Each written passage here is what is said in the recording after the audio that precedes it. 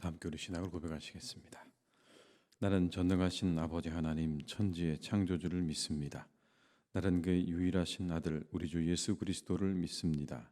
그는 성령으로 잉태되어 동정녀 마리아에게서 나시고 본디오 빌라도에게 고난을 받아 십자가에 못 박혀 죽으시고 장사된 지 사흘 만에 죽은 자 가운데서 다시 살아나셨으며 하늘에 오르시어 전능하신 아버지 하나님 우편에 앉아 계시다가 거기로부터 살아있는 자와 죽은 자를 심판하러 오십니다. 나는 성령을 믿으며 거룩한 공교회와 성도의 교제와 죄를 용서받는 것과 몸의 부활과 영생을 믿습니다. 아멘. 찬송가 333장을 찬양하시겠습니다. 333장입니다.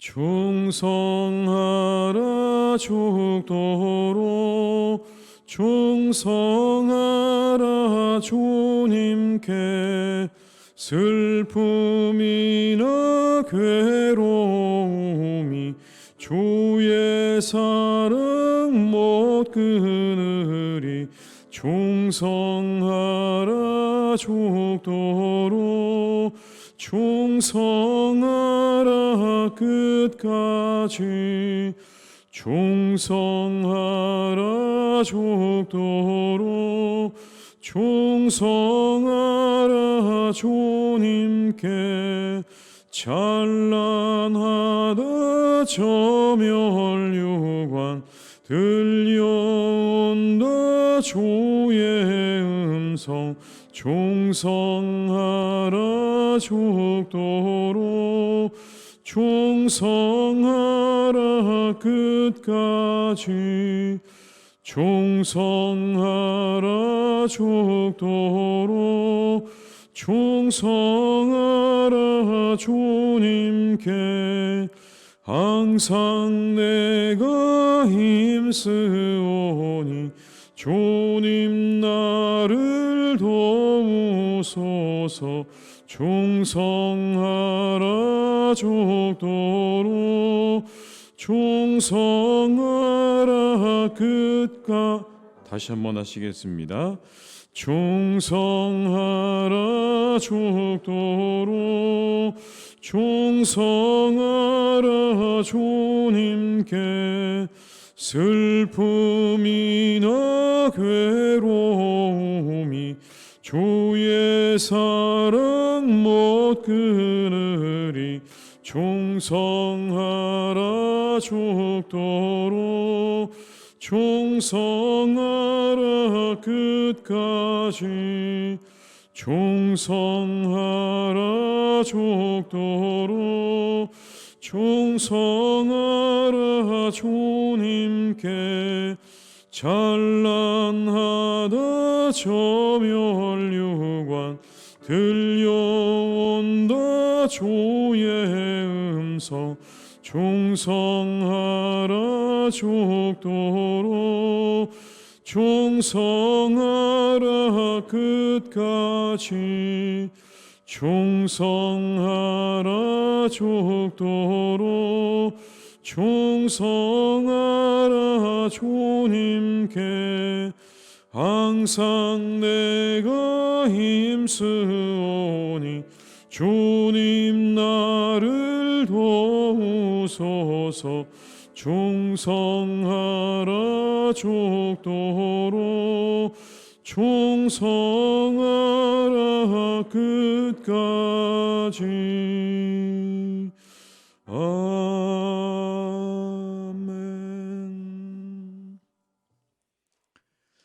예레미야 12장 1절에서 6절의 말씀입니다. 예레미야 12장 1절에서 6절의 말씀을 보시겠습니다. 예레미야 12장 1절에서 6절의 말씀을 함께 봉독하시겠습니다. 여호와여 내가 주와 변론할 때에 주께서 의로우시니이다. 그러나 내가 주께 질문하옵나니 악한 자의 길이 형통하며 반역한 자가 다 평안함은 무슨 까닭이니이까. 주께서 그들을 심으심으로 그들이 뿌리가 박히고 장성하여 열매를 맺었거늘 그들의 입은 주께 가까우나 그들의 마음은 머니이다. 여호와여, 주께서 나를 아시고 나를 보시며 내 마음이 주를 향하여 어떠함을 감찰하시오니 양을 잡으려고 끌어냄과 같이 그들을 끌어내시되 죽일 날을 위하여 그들을 구별하옵소서. 언제까지 이 땅이 슬퍼하며 온 지방의 채소가 마르리이까. 짐승과 새들도 멸절하게 되었사오니 이는 이 땅 주민이 악하여 스스로 말하기를 그가 우리의 나중 일을 보지 못하리라 함이니이다. 만일 내가 보행자와 함께 달려도 피곤하면 어찌 능히 말과 경주하겠느냐. 내가 평안한 땅에서는 무사하려니와 요단 강물이 넘칠 때에는 어찌하겠느냐. 내 형제와 아버지의 집이라도 너를 속이며 내 뒤에서 크게 외치나니 그들이 내게 좋은 말을 할지라도 너는 믿지 말지니라. 아멘. 예레미야가 하나님께 이런 질문을 합니다. 1절의 말씀을 제가 읽어드리겠습니다. 여호와여, 내가 주와 변론할 때에는 주께서 의로우시니이다. 그러나 내가 주께 질문하옵나니 악한 자의 길이 형통하며 반역한 자가 다 평안함은 무슨 까닭이니까. 이런 말입니다. 주님, 제가 언제나 주님과 변론할 때 주님은 옳으십니다. 그래서 제가 공정성에 대해서 한 가지를 좀 여쭤보겠습니다. 왜 악인들이 형통하고 그리고 배신자들도 모두 잘 되는 것입니까? 이 질문은 우리의 질문이기도 하죠. 예레미야의 질문만은 아닙니다. 우리 모두가 마음 가운데 가지고 있는 그런 질문입니다. 불의해 보이는 현실에 대한 이 질문을 우리 역시 마음에 가지고 있죠. 이 질문을 던지면서 예레미야는 하나님께 대한 믿음에서 답을 얻으려고 합니다. 하나님이 이 질문에 대해서 어떠한 답을 주시지는 않았습니다. 어디에도 그래서 하나님께서 왜 그런가에 대한 답을 정확하게 주고 계시지는 않습니다. 그러나 다만 예레미야가 하나님께 대한 믿음에서 그 답을 찾으려고 하는 장면은 나옵니다. 3절의 말씀을 한번 같이 읽어보시겠습니다. 여호와여, 주께서 나를 아시고 나를 보시며 내 마음이 주를 향하여 어떠함을 감찰하시오니 양을 잡으려고 끌어냄과 같이 그들을 끌어내시되 죽일 날을 위하여 그들을 구별하옵소서. 이런 말씀 정도가 되지 않겠습니까? 하나님은 아십니다. 나를 아시고 내 마음을 아십니다. 하나님은 모르시는 게 없습니다. 다 알고 계십니다. 심지어 무엇도 하신다는 이야기일까요? 악하지만 형통한 이들도 다 알고 계십니다. 우리의 눈에 보기에 불의하고 악하지만 형통하고 잘 되는 사람들도 하나님은 다 알고 계십니다. 하나님의 심판이 그들을 기다리고 있을 것입니다. 여기 이런 말씀이 나오지 않습니까? 그들을 끌어내시되 죽일 날을 위하여 그들을 구별하옵소서. 그들을 하나님께서 심판하실 날이 있다는 그런 의미 아니겠습니까? 하나님의 심판이 그들을 기다리고 있습니다 라고 말하면서 그 질문의 답을 하나님께 맡겨드리는 겁니다. 우린 다 모릅니다. 왜 그런 일이 있는지 우리는 다 모르지만 저는 한 가지 믿음 안에서 이 모든 문제를 하나님께 맡겨드립니다. 하나님은 다 아십니다. 나도 아시고 내 마음도 아시고 그 악한 자들의 형통한 것도 다 아시는 하나님께서 언젠가 때가 되면 그들을 심판하실 거라는 것도 저는 압니다. 그러니 하나님, 제가 이 모든 문제를 하나님께 맡겨드립니다라고 그렇게 말하고 있는 거죠. 그러면서 하나님께 죄악으로 고통당하는 이 땅을 살펴주시기를 탄원합니다. 하나님, 이 땅이 너무나 죄악된 사람들로 인해서 황폐했습니다. 이 땅을 살펴주십시오. 4절의 말씀을 한번 같이 읽어보시겠습니다. 언제까지 이 땅이 슬퍼하며 온 지방의 채소가 마르리이까. 짐승과 새들도 멸절하게 되었사오니 이는 이 땅 주민이 악하여 스스로 말하기를 그가 우리의 나중 일을 보지 못하리라 함이니이다. 이 땅이 언제까지 슬퍼하도록 들녘의 모든 풀이 말라 죽어야 합니까? 그냥 하나님 왜 그렇게 그냥 두십니까? 이 땅에 사는 사람들의 죄악 때문에 짐승과 새가 다 씨가 마르고 있습니다. 사람들은 자기들이 무슨 일을 하든지 하나님께서 보시지 않는다고 그렇게 말합니다. 하나님을 향해서 그렇게 이야기하고 있는 겁니다. 하나님, 이런 현실을 그냥 두고 보십니까? 여러분, 우리가 살아가는 오늘도 비슷하지 않습니까? 오늘 이 말씀이 참 우리에게도 적용이 됩니다. 이상기후로 풀과 짐승과 새들이 터전을 잃고 죽어가고 그리고 방황합니다. 이 기후가 이 모든 문제가 사람들의 죄악 때문 아닙니까? 하나님 인정하지 않죠. 점점 사람들의 의식 속에서 하나님이 사라져갑니다. 우리도 드려야 할 기도입니다. 이 세상의 인류와 피조 세계의 탄식과 고통을 위해서 우리는 기도해야 되는 거예요. 하나님, 이 땅을 그냥 그대로 두지 마시고 이상을 살펴달라고 하는 이 기도는 우리가 드려야 할 기도인 것이죠. 그런데 이것에 대한 하나님의 답은 무엇이었을까요? 전혀 다른 대답이 들려집니다. 아직 남았다는 겁니다. 내가 할 일이 아직 남았다는 거예요. 분명히 예레미야는 이 땅의 탄식에 대해서 기도를 했는데 하나님께서는 뭐라고 말씀하시냐면 아직 내가 할 일이 남았다. 그 일이 더 큰 일이 남았다. 그러나 포기해서는 안 된다. 다만 세상을 기대하지 말고 나를 바라보고 끝까지 가라고 말씀하십니다. 여러분, 5절과 6절의 말씀을 한번 같이 읽어보시겠습니다. 만일 내가 보행자와 함께 달려도 피곤하면 어찌 능히 말과 경주하겠느냐. 내가 평안한 땅에서는 무사하려니와 요단강 물이 넘칠 때에는 어찌하겠느냐. 내 형제와 아버지의 집이라도 너를 속이며 내 뒤에서 크게 외치나니 그들이 내게 좋은 말을 할지라도 너는 믿지 말지니라. 표준 세번역으로 제가 다시 한번 읽어드리겠습니다. 내가 사람과 달리기를 해도 피곤하면 어떻게 말과 달리기를 하겠느냐. 내가 조용한 땅에서만 안전하게 살 수 있다면 요단강의 창이란 물속에서는 어찌하겠느냐. 그렇다. 바로 내 친척, 내 집안 식구가 너를 배신하고 바로 그들이 내 뒤에서 소리를 질러 너를 욕한다. 그러므로 그들이 너에게 다정하게 말을 걸어와도 너는 그들을 믿지 말아라. 이렇게 해석을 하고 있습니다. 이전의 사람과의 달리기였다면 이제 이후는 말과의 달리기가 기다리고 있다는 이야기입니다. 평안한 사람과의 달리기가 아니라 말과의 달리기가 기다리고 있고, 이전의 삶이 아주 평안하고 좋은 땅에서의 그런 안전한 삶이었다고 하면 이후의 삶은 나일의 범람하는 강 속에서 살아가는 삶이 될 거라고 하시는 그런 말씀인 겁니다. 그도 그럴 것이 친척과 식구가 너를 배신할 거라고 하지 않습니까? 그들이 너를 욕할 거라고, 그들을 믿을 수 없다고 그렇게 말씀하고 있습니다. 하나님만을 바라보며 걸어야 하는 선지자의 고독과 외로움이 느껴집니다. 아무도 믿지 말라는 말이 참 가슴 아프지 않습니까, 여러분? 자신의 가족도 믿을 수 없는 그런 현실을 이제 지나야 하는 이 예레미야가 얼마나 여러분 안타깝고 사실은 참 마음이 아픕니다. 그런데 예수님께서도 이와 비슷한 말씀하신 적이 있습니다. 내가 세상에 화평을 주러 온 줄로 생각하지 말라. 내가 검을 주러 왔다. 여러분 기억나시죠? 검을 주러 왔다는 그 말씀. 그러시면서 이렇게 말씀합니다. 사람이 그 아버지와 딸이 어머니와 며느리가 시어머니와 불화하게 하려 합니다. 이렇게 말씀하셨어요. 사람의 원수가 자기 집안 식구다. 예수님 가시는 곳마다 어둠이 드러나게 됩니다. 진리와 비진리가 드러나게 되고 신앙과 불신앙이 드러나게 되고 의와 불의가 무엇인지가 분명해지고 그리고 진실과 외식이 무엇인지가 예수님이 가시는 곳마다 드러나게 되는 것. 위장된 평화가 다 드러납니다.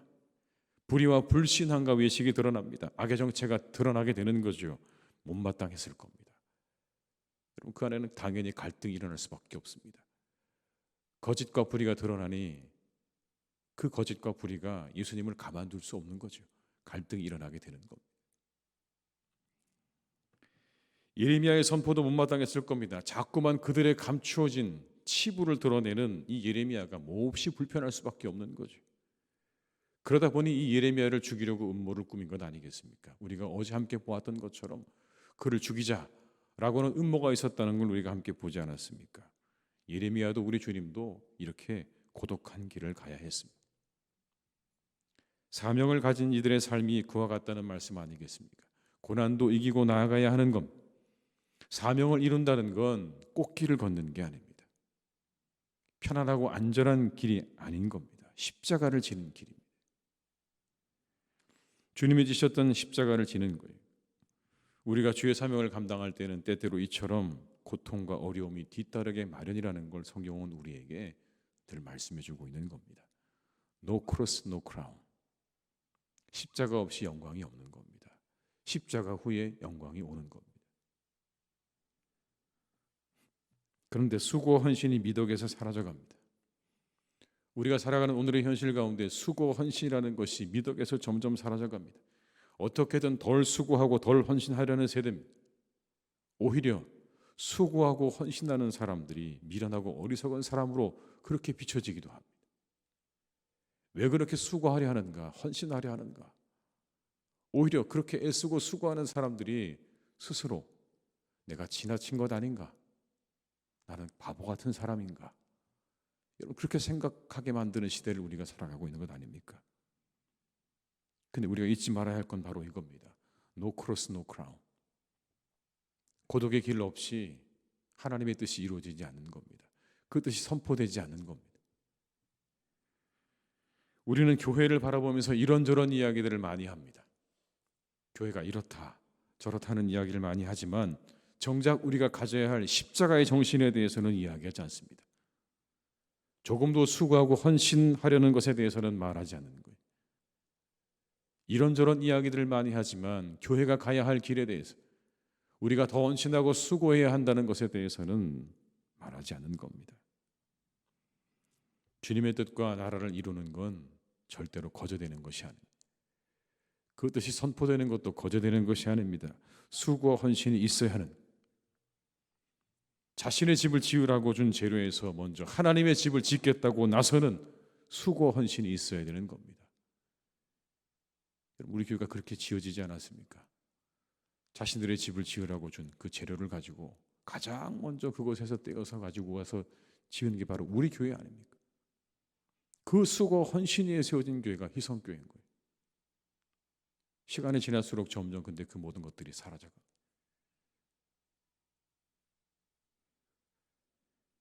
수고 헌신이 있어야 하나님의 뜻과 나라가 이루어진다고 하는 이 믿음을 우리가 더욱더 굳게 붙잡고, 한편으로는 우리가 고독한 길을 가야 한다고 하는 이 예레미야의 이 말씀을 기억하면서 믿음의 길이 과연 어떠한 길인가, 우리가 믿음으로 살아간다는 게 어떠한 것인가를 조금 더 우리가 깊이 생각해 보는 이 대림절의 시간이 될 수 있기를 주님의 이름으로 축원합니다.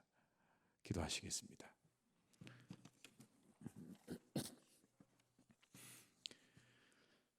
아버지 하나님, 이 예레미야가 참 고독하고 외로웠습니다.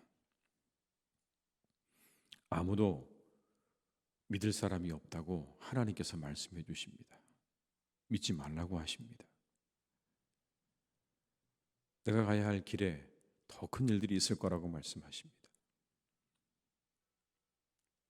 이전의 평안한 삶에서 나일강에 범람하는 그 파도 속으로 들어가야 하고, 사람과의 달리기가 아닌 말과의 달리기가 너를 기다리고 있다 말씀하십니다. 그 길을 지나야 하나님의 뜻이 이루어진다고 말씀하십니다. 아버지 하나님, 우리 모두를 주께서 지켜주시기를 간절히 원합니다. 이 예레미야의 말씀 속에서 하나님, 우리를 다시 한번 돌아봅니다. 그저 늘 그냥 평안한 자리에 안주하려고 했던 우리 모습을 다시 한번 우리가 돌이켜봅니다. 주님께서 말씀하십니다. 이 세상 가운데 각자의 십자가를 지고 가라고 우리에게 말씀하십니다.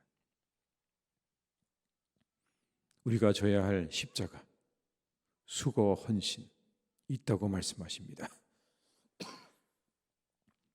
그런데 하나님, 정말 우리가 그 수고와 헌신을 감당하고 있습니까? 이제 그 모든 것들이 혹시 우리에게서 다 사라져가는 것은 아닙니까? 수고하려는 마음, 헌신하려는 마음, 이제 점점 사라져가고 사람들의 마음 속에서 하나님에 대한 의식조차 찾아볼 수 없는 시대로 점점 나아가는 것을 우리가 봅니다. 이 시대 속에 하나님, 우리가 하나님을 믿고 예배하고 하나님을 붙잡고 기도하고 하나님을 의지하는 그 모습이 때때로 세상 사람들에게 조롱거리가 되기도 합니다. 너희들은 이런 시대에 무엇을 하고 있는가? 우리를 향해서 그렇게 말하는 사람도 있습니다. 그런 하나님, 우리는 믿습니다. 우리의 마음을 아시고 우리의 모든 것을 아시고 세상의 모든 일들을 아시는 하나님께서 우리와 함께하고 있다는 이 한 가지를 우리는 믿습니다. 이 온 세상의 주인 되시는 하나님, 그 하나님께서 오늘도 이 세상을 살펴보고 계시고 우리 가운데 함께 하시고 우리 가운데서 역사하시고 인도하신다는 것 우리가 믿습니다. 이 믿음 잃지 않게 하여 주시옵소서. 세상이 어떠하든지 내 주위의 사람이 어떠하든지 내 가까운 이들이 나를 향하여 어떠한 말을 내뱉든지 이 믿음 흔들리지 않게 하여 주시옵소서.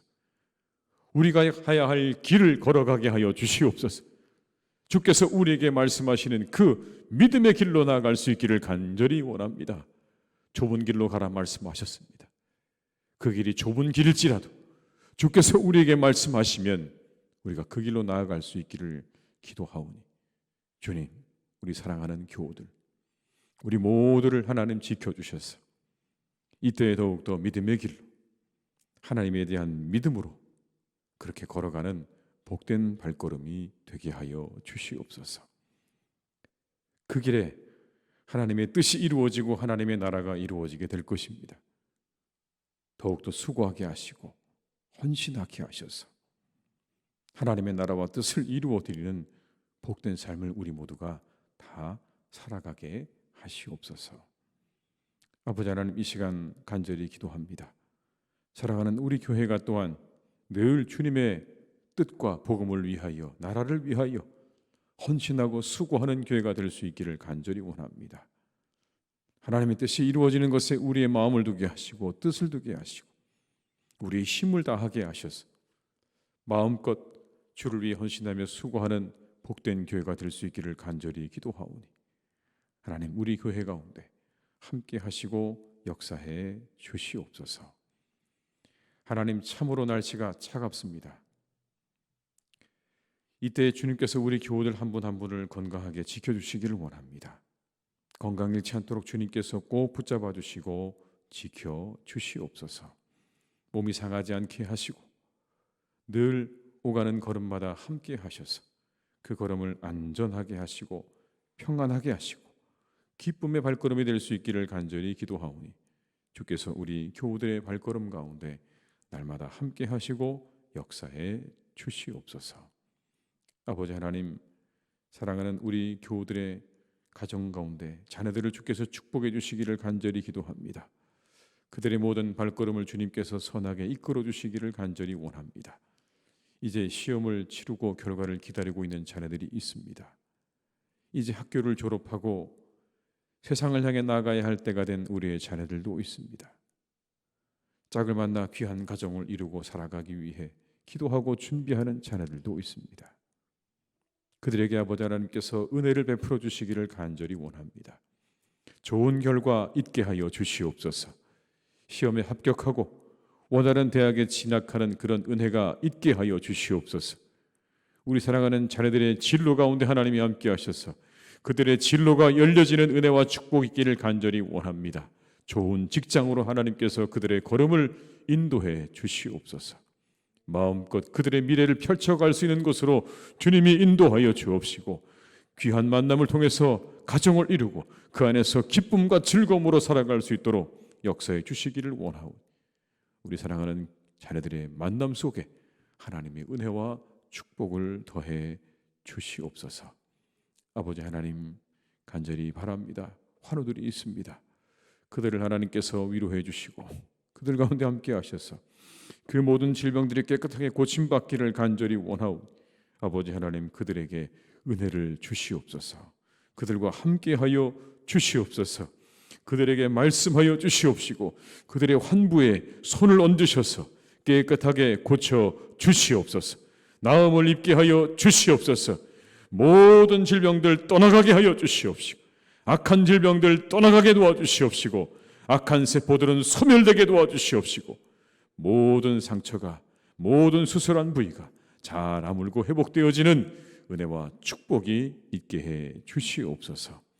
마음이 아픈 분들이 있습니다. 영혼의 질병이 있는 분들도 있습니다. 하나님, 그들과 함께 하셔서 그들을 괴롭히는 모든 악한 것들이 떠나가기를 간절히 기도합니다. 예수의 이름으로 그 모든 것들이 떠나가게 하시옵소서. 떠나가게 하시옵소서. 평안을 누리게 하여 주시옵소서. 평안히 잠을 이루게 하여 주시옵소서.